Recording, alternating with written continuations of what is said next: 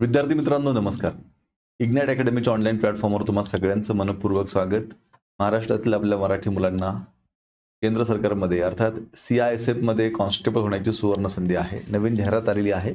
आजच्या व्हिडिओमध्ये या जाहिरातीत फॉर्म भरण्यासाठी नेमकी शैक्षणिक पात्रता काय लागते, या पदासाठी पगार किती आहे, परीक्षा कशा होणार आहेत, फिजिकल स्टँडर्ड काय लागतं, ही सगळी माहिती आजच्या व्हिडिओमध्ये घेऊया. तेव्हा पुढची 7 ते 8 मिनिटं व्हिडिओ पूर्ण बघा. या ठिकाणी व्हिडिओला स्टार्ट करण्यापूर्वी या जाहिरातीच्या अनुषंगानं CISF कॉन्स्टेबल भरती 2025 ची आपली ही एक रेकॉर्डेड बॅच इग्नाइट अकॅडमीने लॉन्च केलेली आहे. या बॅचमध्ये संपूर्ण सिलेबस या पोस्टसाठीचा यामध्ये तज्ज्ञ शिक्षकांनी शिकवलेला आहे. या बॅचचा नक्कीच तुम्हाला फायदा होईल. या बॅचमध्ये PDF नोट्स पण आहेत, टेस्ट सिरीज पण आहेत, लक्षात घ्या. आणि ही बॅच तुम्हाला 1 वर्षापर्यंत किती वेळा बघता येणार आहे. तेव्हा इग्नाइट अकॅडमीचे ॲप डाउनलोड करून तुम्ही ही बॅच जॉईन करू शकता. विद्यार्थी मित्रांनो बघा, ही आहे जाहिरात. Central industrial security force. आता यामध्ये फॉर्म भरण्याची जी मुदत आहे ती 5 मार्च पासून ते 3 एप्रिल पर्यंत आहे, हे लक्षात घ्या. म्हणजेच फॉर्म भरण्याची प्रक्रिया चालू झालेली आहे. आपल्याला या ठिकाणी फॉर्म कुठे भरायचा आहे तर CISFRECTT.CISF.gov.in या वेबसाईटला आपल्याला फॉर्म भरायचा आहे. फॉर्म भरण्यासाठी आपल्याला फी आहे फक्त 100 रुपये, हे लक्षात घ्या. त्यातही तुम्ही जर फिमेल असाल म्हणजे महिला उमेदवारांना आणि SC ST उमेदवारांना, त्याच पद्धतीनं एक सर्व्हिस उमेदवारांना परीक्षा शुल्क माफ आहे, हे लक्षात घ्या. पुढे आता जागा किती आहेत तर टोटल जागा आहेत 1161, म्हणजेच 1161 जागा आहेत. खूप चांगल्या जागा आहेत, हे लक्षात घ्या. आता या जागा कसल्या कसल्या आहेत ते बघा. या ठिकाणी कॉन्स्टेबल, आता कुकच्या जागा आहेत, कॉबलरच्या जागा आहेत, टेलरच्या जागा आहेत, बार्बर आहे, वॉशरमॅन आहे, स्वीपर आहे, पेंटर आहे, कारपेंटर आहे, इलेक्ट्रिशियन आहे, माली आहे, वेल्डर आहे, चार्ज मेकॅनिकल आहे आणि MP अटेंडंट आहे. अशा ह्या सगळ्या जागा ज्या आहेत त्या कॉन्स्टेबलच्या आहेत, हे लक्षात घ्या. मेलच्या जागा 945 आहेत, फिमेलच्या जागा 103 आहेत. टोटल 1048 जागा आहेत. त्याच्यामध्ये एक सर्व्हिसमॅनच्या 113 जागा आहेत. अशा टोटल 1161 जागांसाठी ही जाहिरात प्रसिद्ध करण्यात आलेली आहे. आता यासाठी पगार किती मिळणार आहे तर पे स्केल जो आहे तो आहे लेवल 3 मध्ये 21,700 ते 69,100. म्हणजेच तुम्ही या पदावरती जॉईन झाल्या तुम्हाला साधारणतः 35,000 रुपये पगार जो आहे हा सुरुवातीला चालू होतो, हे लक्षात घ्या. यानंतर शैक्षणिक पात्रता काय सांगितलेली आहे तर शैक्षणिक पात्रता या ठिकाणी फक्त 10वी पास असणं गरजेचं आहे. त्याच्यामध्ये त्यांनी प्रेफरन्स कोणाला दिला जाईल हे सांगितलेलं आहे. आता उदाहरणार्थ बार्बर म्हणजे barber, bootmaker, tailor, cook, carpenter, माळी, painter, charge mechanic, washerman, welder, electrician आणि मोटर पंप अटेंडंट यामध्ये तुम्ही जर काही कोर्स केलेला असेल आणि त्या संदर्भातलं काही सर्टिफिकेट किंवा एक्सपिरियन्स तुमच्याकडे असेल तर तुम्हाला प्राधान्य दिलं जाईल असं म्हटलेलं आहे. म्हणजे हे कंपल्सरी नाहीये, प्राधान्य दिलं जाईल असं म्हटलेलं आहे, हे लक्षात घ्या. आता शारीरिक पात्रता काय आहे तर शारीरिक पात्रता पुरुष उमेदवारांना 170 सेंटीमीटर हाईट लागणार आहे, हे लक्षात घ्या. आणि ते याच्यामध्ये चेस्टचा क्रायटेरिया काय आहे तर चेस्ट जी आहे ती न फुगविता 80 सेंटीमीटर आणि फुगवून 85 सेंटीमीटर भरली पाहिजे. आता याच्यामध्ये एक्झम्पशन सवलत आहे का तर हो, याच्यामध्ये सवलत पण आहे, ती पण आपण जाणून घेऊया. आपल्या मराठी मुलांना किती सवलत आहे ते पण आपण जाणून घेऊया. आता मुलींच्या बाबतीमध्ये बघा, मुलींच्या बाबतीमध्ये हाईट जी आहे ती 157 सेंटीमीटर आहे. चला मग आता आपण बघूया आपल्याला काही याच्यामध्ये एक्झम्पशन किंवा काही सवलत आहे का तर बघा या ठिकाणी मराठा म्हणजे आपले महाराष्ट्रातील जे मराठी उमेदवार आहे यांच्यासाठी मुलांना हाईट लागणार आहे 165 सेंटीमीटर आणि मुलींना हाईट लागणार आहे 155 सेंटीमीटर, हे लक्षात घ्या. त्याच्यामध्येही मुलांसाठी जो चेस्टचा क्रायटेरिया आहे तो चेस्टचा क्रायटेरिया बघा 78 ते 83 म्हणजे न फुगविता 78 आणि फुगवून 83 सेंटीमीटर एवढा हाईटचा चेस्टचा क्रायटेरिया जो आहे तो मुलांसाठी आहे. तर आता त्याच्यामध्ये तुम्ही जर ST कॅटेगरीचे उमेदवार असाल, ST कॅटेगरीचे, तर ST कॅटेगरीला मुलांसाठी हाईट आहे 162.5 सेंटीमीटर, मुलींसाठी हाईट आहे 150 सेंटीमीटर आणि छातीचा जो क्रायटेरिया आहे मुलांसाठी तो 76 आणि 81 असा आहे. न फुगविता 76 आणि फुगवून 81. चला मग आता सिलेक्शनची नेमकी आपली प्रोसेस कशी असणार आहे बघा. या ठिकाणी सगळ्यात आधी तुम्हाला पेट किंवा म्हणजे PET किंवा PST, त्यानंतर डॉक्युमेंट, त्यानंतर ट्रेड टेस्ट, त्यानंतर रिटन एक्झामिनेशन असणार आहे आणि मेडिकल एक्झामिनेशन. चला इथे मी तुम्हाला एक चार्ट वरती हे व्यवस्थित काढून दाखवलेलं आहे बघा. या ठिकाणी सगळ्यात आधी तुमची फिजिकल इफिशियन्सी टेस्ट होणार, नंतर फिजिकल स्टँडर्ड टेस्ट होणार, त्यानंतर डॉक्युमेंट व्हेरिफिकेशन, त्यानंतर ट्रेड टेस्ट, त्यानंतर रिटन एक्झामिनेशन आणि मेडिकल एक्झामिनेशन. हे आहेत तुमच्या निवड प्रक्रियेचे टप्पे. पुढे आता याच्यामध्ये रिक्रुटमेंट प्रोसेस कशी आहे, म्हणजे खऱ्या अर्थानं आपली निवड कशी होणार आहे. तर बघा या ठिकाणी सगळ्यात आधी तुमची हाईट मोजली जाईल. हाईट बार टेस्ट तुमची होणार आहे. त्यानंतर पीईटी, पीएसटी, डॉक्युमेंट आणि ट्रेड टेस्ट, नंतर रिटन एक्झामिनेशन. आता हे सगळं मी तुम्हाला सांगितलं ऑलरेडी. चला आता हाईट बार टेस्ट सगळ्यात आधी तुमचं काय होईल, हाईट चेक होईल. पुढे आता त्यानंतर तुमची असणार आहे physical efficiency test. Candidates who are found eligible in height bar test will undergo the physical efficiency test. आता तुमची हाईट मोजल्यानंतर काय होणार आहे, तुमची फिजिकल इफिशियन्सी टेस्ट होणार आहे. मग आता फिजिकल इफिशियन्सी टेस्ट मध्ये काय असणार आहे, तुम्हाला 1.6 किलोमीटर पळायचं आहे 6 मिनिट 30 सेकंदामध्ये.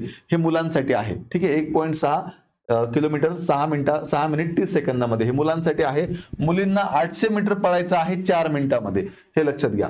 आता पुढे त्यांनी असं सांगितलं आहे की this test will be qualifying in nature. म्हणजे ह्या ज्या टेस्ट असणार आहे ह्या क्वालिफाईंग नेचरचा असणार आहे. फायनल मार्क लिस्ट मध्ये याचे मार्क पकडले जाणार नाहीत, फक्त हे तुम्हाला क्वालिफाईंग करायचं आहे.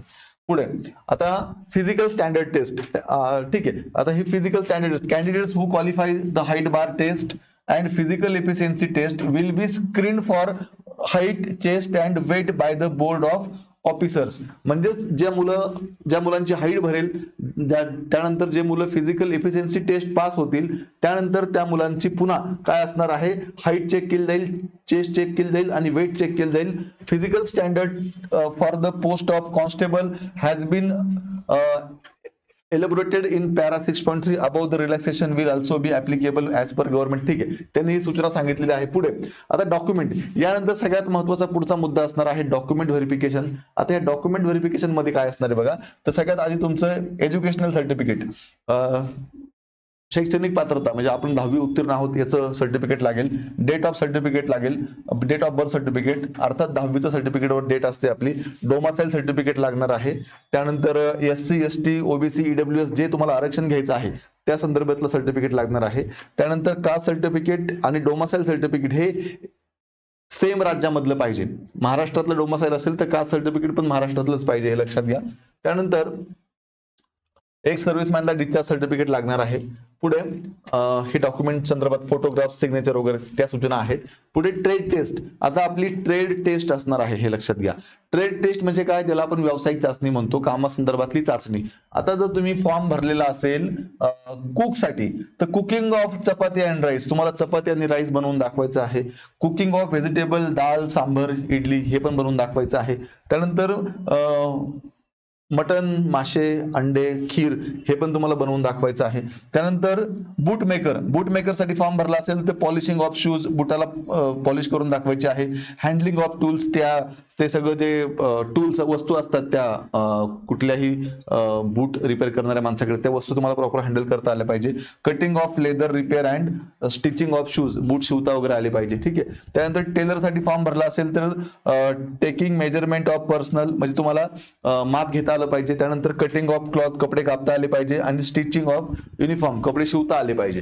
त्यानंतर तुम्ही बार्बरसाठी म्हणजेच बार्बरसाठी फॉर्म भरला असेल तर हँडलिंग ऑफ टूल्स, त्या वस्तू तुम्हाला प्रॉपर वापरता आल्या पाहिजे. हेअर कटिंग, केस कापून आणि सेव्हिंग, दाढी तुम्हाला वगैरे करून दाखवायची आहे. त्यानंतर वॉशरमॅन साठी फॉर्म भरला असेल तर वॉशिंग ऑफ क्लोथ्स, कपडे धुवून दाखवायचे आहेत, कपड्यांना इस्त्री करून दाखवायचे आहेत, कॉटन कपड्यांना इस्त्री करून दाखवायचे आहे. त्यानंतर स्वीपर साठी फॉर्म भरला असेल तर sweeping, cleaning of toilets, cleaning bathrooms वगैरे, म्हणजे ज्या पदावर तुम्ही फॉर्म भरलेला आहात त्या पदाच्या संदर्भातलं काम तुम्हाला त्या ठिकाणी करून दाखवायचे, लक्षात घ्या. पुढे त्यानंतर कारपेंटर असेल तर तुम्हाला त्या संदर्भातलं काम करून दाखवायचं आहे. इलेक्ट्रिशियन असेल तर knowledge of AC-DC current, electrician साठी फॉर्म भरला असेल तर AC-DC चा करंट आहे ते तुम्हाला माहिती पाहिजे. न्यू इलेक्ट्रिक फिटिंग, नवीन जोडणी तुम्हाला करता आली पाहिजे. ठीक आहे. त्यानंतर माळीसाठी फॉर्म भरला असेल तर तुम्हाला त्या संदर्भातलं काम तुम्हाला करून दाखवायचं आहे. त्यानंतर वेल्डरसाठी फॉर्म भरला असेल तुम्हाला वेल्डिंगचं नॉलेज पाहिजे. त्यानंतर चार्ज मेकॅनिकलसाठी फॉर्म भरला असेल तर नॉलेज ऑफ AC-DC चा करंट ते माहिती पाहिजे. त्यानंतर मोटर पंपसाठी फॉर्म भरला असेल तर मोटर पंपचं नॉलेज पाहिजे. ठीक आहे. पुढे तर तुमची सगळ्यात महत्वाची गोष्ट ज्याच्यावर तुमची निवड होणार आहे, आतापर्यंत ज्या आपण सगळ्या गोष्टी पाहिल्या त्या फक्त क्वालिफाईंग नेचरच्या आहेत, पण निवड तुमची होणार आहे रिटन एक्झामिनेशन्सवर. मग आता ही रिटन एक्झाम तुमची कशी होणार आहे बघा. The candidates who qualify in PET, PST, documentation and trade test will be called for written examination under. बघा म्हणजे याच्या मागचे सगळे टप्पे म्हणजे त्याच्यामध्ये मग तुमची फिजिकल इफिशियन्सी टेस्ट असेल, फिजिकल स्टँडर्ड टेस्ट असेल, डॉक्युमेंट असेल, ट्रेड टेस्ट असेल, हे सगळे टप्पे पार केल्यानंतर तुमची काय होणार आहे, रिटन एक्झामिनेशन होणार आहे, हे लक्षात घ्या. बघा मग आता objective type questions paper to be answered on OMR sheets CBT of 100 marks of 2 hours duration containing 100 questions. त्यांनी काय सांगितले, तुमची ऑनलाईन या ठिकाणी तुमची एक्झाम होणार आहे, CBT कम्प्युटर बेस्ड टेस्ट होणार आहे किंवा OMR सीटवर पण ही एक्झाम होऊ शकते. आता ते डिपेंड नंतर आपल्याला कळेल काय असणार आहे ते. आता पुढे CBT जी आहे ती तुमची 100 मार्क्सची असणार आहे आणि 2 तास तुम्हाला पेपर सोडवायला मिळणार आहे. मग यामध्ये 100 प्रश्नामध्ये काय काय असणार आहेत, तर जनरल अवेअरनेस बघा या ठिकाणी मी लिहितो, या ठिकाणी GK आणि GS चा पार्ट आहे. त्यानंतर काय बघा पुढे general knowledge of elementary mathematics, या ठिकाणी तुमचं गणित आहे. त्यानंतर बघा काय आहे, एनालिटिकल ऍप्टिट्यूड आहे, ability to observe and patterns म्हणजे या ठिकाणी रिझनिंग आहे. बघा लक्षात घ्या, बुद्धिमापन चाचणी आहे, बुद्धिमापन आहे. आणि पुढे काय म्हटलंय बघा, and to test the basic knowledge of candidate in Hindi आणि इंग्लिश. एक तर हिंदी असेल, तुम्ही काय घेता त्याच्यावर डिपेंड आहे, सिलेक्ट काय करता, किंवा इंग्लिश असेल याच्यावरती प्रश्न असतील. आता 100 प्रश्न म्हटले, साधारणतः 25 प्रश्न हे प्रत्येक घटकाचे असू शकतात, हे लक्षात घ्या. असे 100 प्रश्न. पुढे the question will be set bilingual English and Hindi, म्हणजे प्रश्न जे आहे ते दोन्ही भाषेमध्ये असतील, इंग्लिशमध्ये पण असतील आणि हिंदीमध्ये पण असतील. आणि there shall be no negative marking, आणि याला कुठल्याही प्रकारे निगेटिव्ह मार्किंग नसणार आहे, हे लक्षात घ्या. पुढे मिनिमम बघा काय म्हटले, minimum percentage of marking for qualifying for next stage will be as under. आता पुढच्या प्रक्रियेसाठी मेरिट लिस्टमध्ये तुमचं नाव यावं असं वाटत असेल तर किमान मार्कांची अट आहे. या ठिकाणी ओपन, EWS आणि एक सर्व्हिसमॅन यांना 35% किमान घ्यायचे आहेत आणि SC ST OBC यांना 33% किमान हे घ्यायचेच आहे, हे लक्षात घ्या.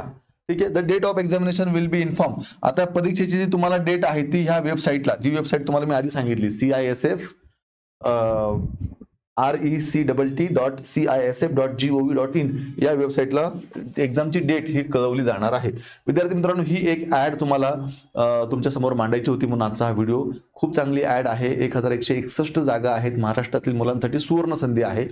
परीक्षेचा अभ्यासक्रम देखील हा 10वीच्याच बेसचा आहे, लक्षात घ्या. त्याच्यामध्ये फक्त गणित आहे, बुद्धिमापन चाचणी आहे, त्याच्यानंतर GK GS आहे आणि एकतर हिंदी किंवा इंग्लिश आहे, लक्षात घ्या.